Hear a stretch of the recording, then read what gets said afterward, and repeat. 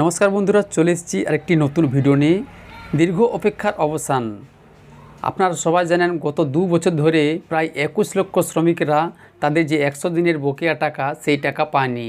এই টাকার পরিমাণ প্রায় 3,732 কোটি টাকা এবং শ্রমিকের সংখ্যা প্রায় 21 লক্ষ। সেই টাকা তারা ফেরত পেতে চলেছে আগামী ফেব্রুয়ারি মাসের 21 তারিখে।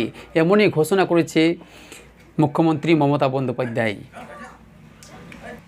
আর কিছুদিনের অপেক্ষা, 21 তারিখে আপনারা তাদের যে টাকা সেই টাকা সরাসরি ব্যাঙ্ক অ্যাকাউন্টে পেয়ে যাবেন, এমনই ঘোষণা করেছেন মুখ্যমন্ত্রী মমতা বন্দ্যোপাধ্যায়। বিশাল বড় একটি ঘোষণা। প্রায় সব শ্রমিকই চায় তাদের টাকা যেন ফেরত পায়, তারা যে কাজ করে রয়েছে সেই টাকা তারা যেন পায়। সেই অপেক্ষার অবসান অবশেষে হয়ে গেছে। আগামী 21শে ফেব্রুয়ারি তাদের টাকা ফেরত পেতে চলেছে।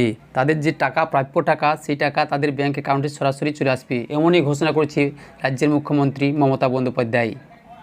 তো আশা করি বন্ধুরা এই আপডেটটি আপনাদের ভালো লেগেছে। এরকম গুরুত্বপূর্ণ আপডেট যদি আপনারা সবার আগে পেতে চান তাহলে অবশ্যই চ্যানেলটি সাবস্ক্রাইব করবেন এবং পাশে থাকা বেল আইকনটি প্রেস করে অলে ক্লিক করবেন।